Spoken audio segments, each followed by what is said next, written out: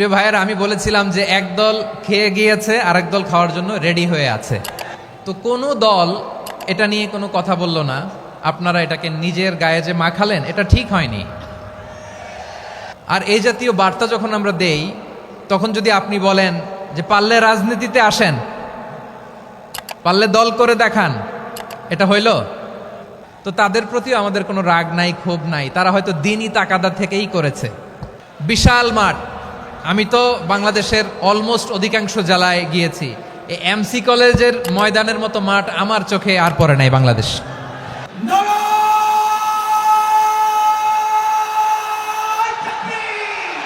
তাদের ময়দানে আছে মুমিন প্রাণে আল্লামা সাঈদীর উত্তরসূরি।